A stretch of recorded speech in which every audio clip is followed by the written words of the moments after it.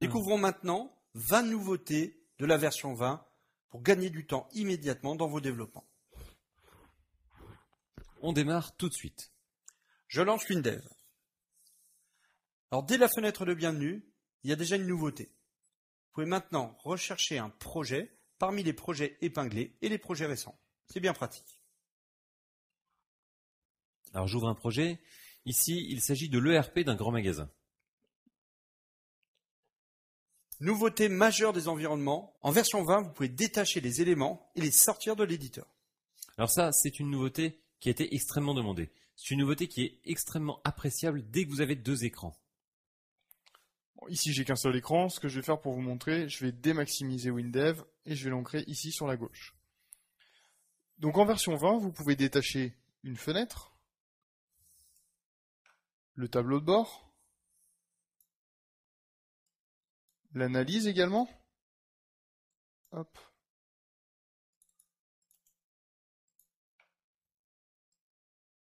Vous faites ce que vous voulez avec l'environnement.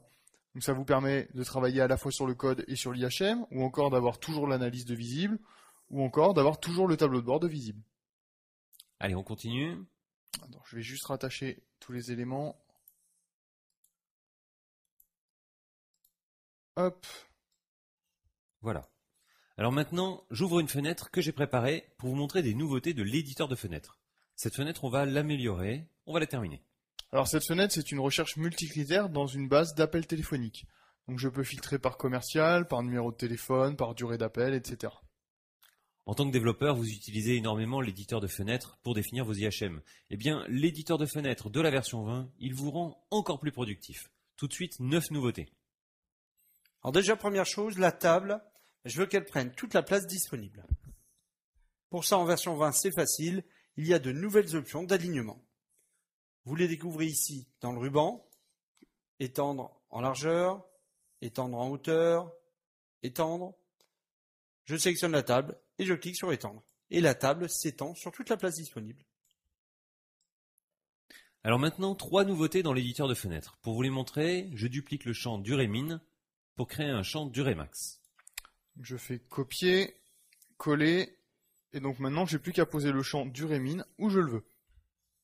Première nouveauté, vous pouvez appuyer sur espace pour voir le champ entier ou uniquement son cadre. Alors ça, c'est très pratique quand vous avez beaucoup de champs dans la fenêtre. Deuxième nouveauté, vous pouvez appuyer sur la touche P pour ne pas associer automatiquement un champ lorsque vous le posez sur un onglet. Un onglet, une zone répétée, un ruban, en fait tous les champs conteneurs. Troisième nouveauté, vous pouvez appuyer sur la touche C pour changer le point d'attache de la souris, vous le voyez. Alors ça, c'est notamment très utile quand vous faites des IHM très compacts. Ces 3 nouveautés, vous en bénéficiez en création de champs, en déplacement de champs, en copier-coller, à chaque fois que vous faites un drag and drop de champ. Ok, je crée mon champ durée max en dessous du champ durée min. Et j'en profite pour vous montrer une nouveauté sur les champs de type durée. Dans la description du champ de type durée, vous pouvez maintenant spécifier une borne min et une borne max. Donc c'est ici dans l'onglet détail. Et bien entendu, vous pouvez également modifier ces propriétés par programmation. J'en profite, je change le nom du champ, le libellé, durée max,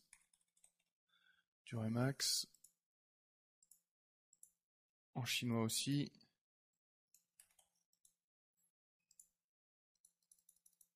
Hop, et voilà. Et là, vous le voyez, une nouvelle erreur d'IHM apparaît en bas dans le projet. C'est un nouveau type d'erreur d'IHM de la version 20 qui m'indique que les champs durée min et durée max ont la même bulle. C'est normal, j'ai fait un copier-coller. Donc pour corriger, je vais dans la description du champ de saisie durée max, dans l'onglet aide, et je modifie la bulle d'aide. Donc c'est pas la durée minimum, c'est la durée maximum. En français, en anglais, en chinois.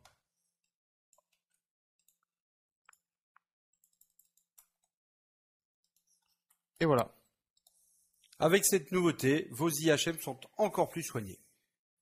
D'ailleurs, en parlant d'IHM soignés, ce qu'on va faire, c'est qu'on va un peu agrandir les critères de recherche en haut à gauche. Je les sélectionne et je les agrandis. C'est aussi une nouveauté de la version 20. Vous pouvez agrandir plusieurs champs simultanément. Alors dans le même style, je vais vous montrer une petite nouveauté de la version 20 qui est super pratique. Vous voyez le champ chemin du fichier et les boutons parcourir et exporter en bas de la fenêtre. Vous en avez tous des comme ça dans vos applications. Et vous avez tous déjà eu à agrandir le champ de saisie ensuite. Alors du coup, il fallait décaler les boutons, agrandir le champ et enfin tout recaler comme il faut. Eh bien en version 20, regardez, je sélectionne les 3 champs et je redimensionne le groupe d'un seul coup. Et vous le voyez, les ancrages s'appliquent en édition. C'est-à-dire que les boutons sont décalés et le champ de saisie s'agrandit. Ça, c'est encore une nouveauté bien pratique. Allez, le bouton recherché maintenant. Il est un petit peu tristouné, on va lui ajouter une image. Alors dans la description du champ, dans l'onglet Général, je clique sur Catalogue. Et j'accède au catalogue d'images livré en standard avec Windows 20. En passant, je vous montre une nouveauté du catalogue d'images en version 20. Vous pouvez rechercher directement des images ou des photos sur le site de photos Fotolia. Alors, cette fonctionnalité, elle utilise votre abonnement Fotolia. Allez, pour le bouton rechercher, moi je vais prendre une image de loupe, donc je recherche dans le catalogue.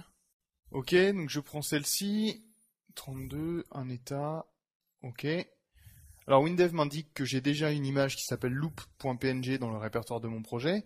Nouveauté en version 20, directement depuis cette fenêtre, je peux demander à comparer les images.